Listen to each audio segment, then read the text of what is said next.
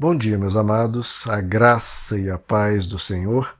Eu sou o pastor Rômulo Pereira, da Igreja Batista Palavra da Graça, e hoje nós vamos estudar os Atos dos Apóstolos, capítulo 9, versos 28 a 30, que dizem: Assim Saulo ficou com eles, e andava com liberdade em Jerusalém, pregando corajosamente em nome do Senhor. Falava e discutia com os judeus de fala grega, mas estes tentavam matá-lo. Sabendo disso, os irmãos o levaram para Cesareia e o enviaram para Tarso. Bom, meus amados, temos visto aqui essa etapa inicial da vida de Saulo, lembrando que ele se converteu em Damasco, um encontro anterior à entrada da cidade, um encontro com Jesus em pessoa. Ele se batiza, depois prega o evangelho em Damasco.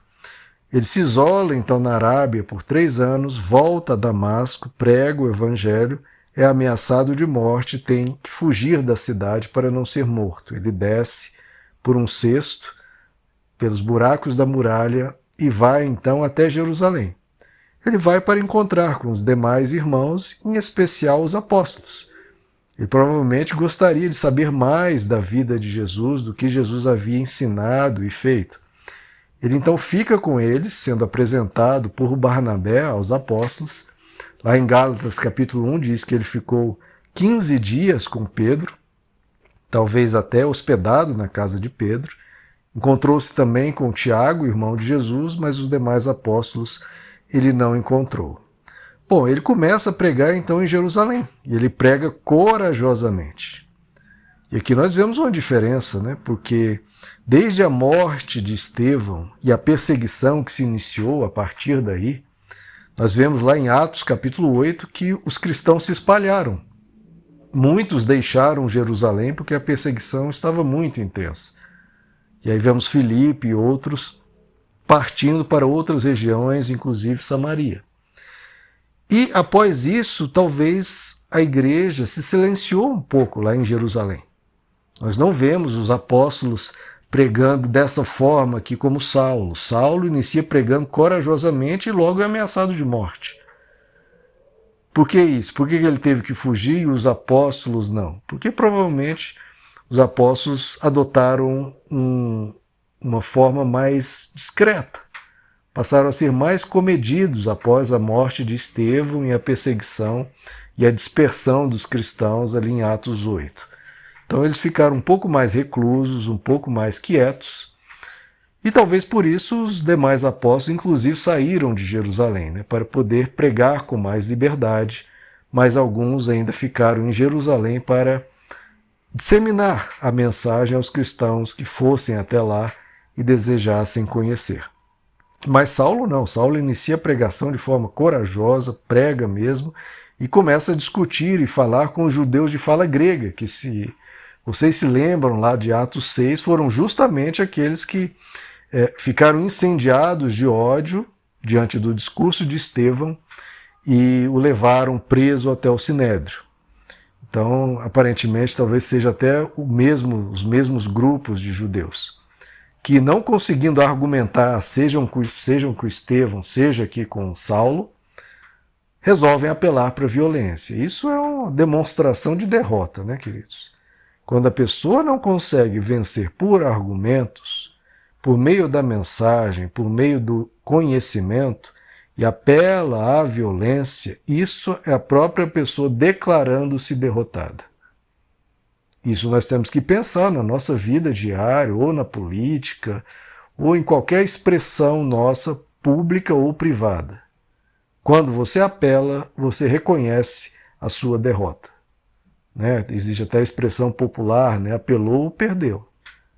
Se a pessoa se deixa tomar pela ira, pela briga e pela confusão, é porque a pessoa não tem a sensatez, o bom senso e a verdade do seu lado para argumentar de forma calma e tranquila. Como o apóstolo Pedro nos ensina, em 2 Pedro 3,15. Estejais sempre pronto para anunciar o motivo da razão da vossa fé, e isso com mansidão e respeito, Mansidão e respeito. Mansidão e respeito. Isso tem que ser a marca de todo e qualquer verdadeiro religioso. A pessoa pode ter até concepções diferentes, mas se a pessoa perde a mansidão e o respeito e parte para a violência, isso é a própria pessoa se decretando incapaz. Seja pela sua falta de conhecimento, seja pela doutrina errada a qual advoga. Então, querido, se você é do lado da verdade e do Evangelho, jamais apele. Ensine com moderação, com bom senso, com mansidão e respeito, de forma tranquila. Você não pode e não deve forçar a pessoa a nada.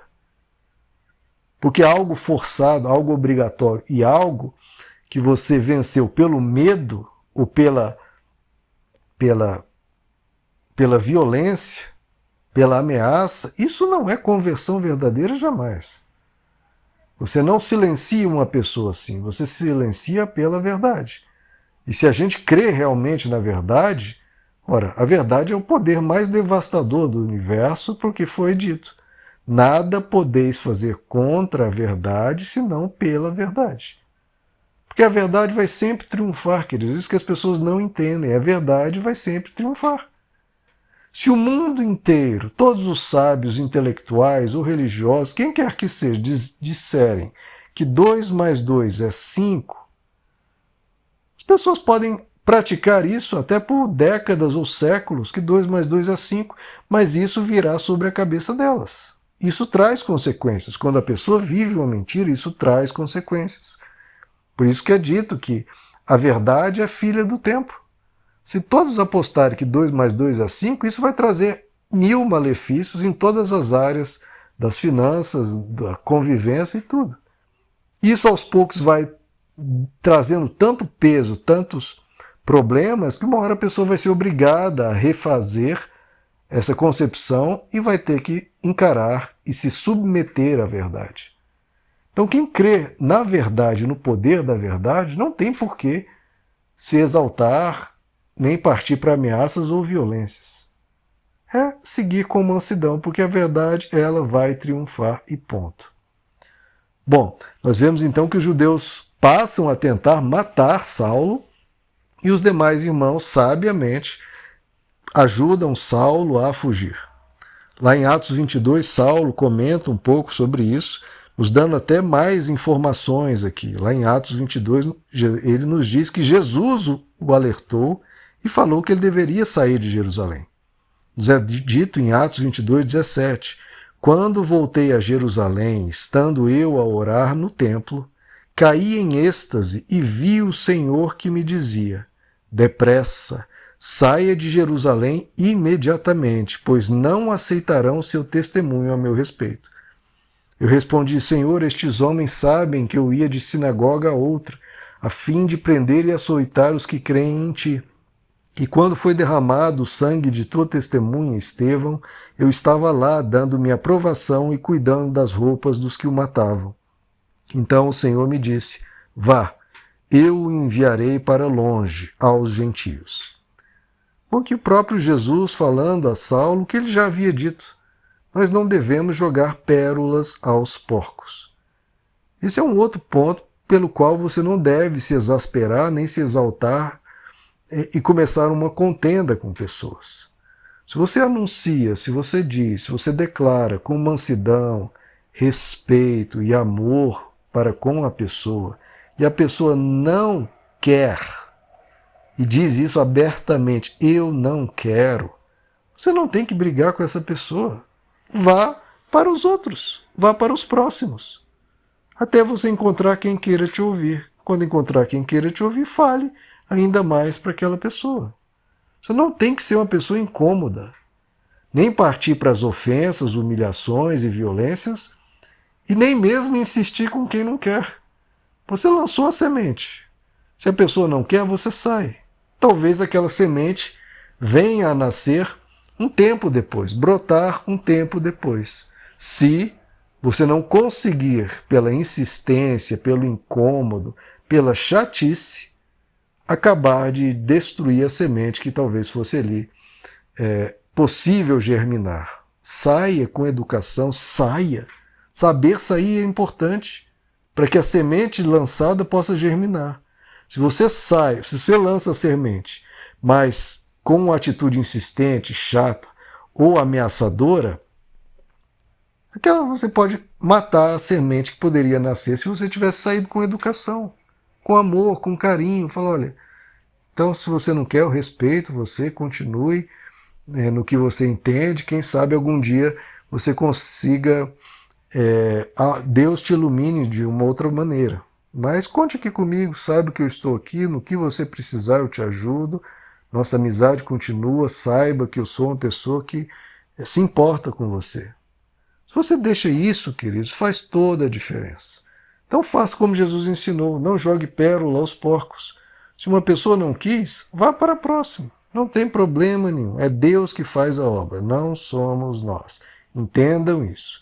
É o Espírito Santo que convence do pecado, da justiça e do juízo.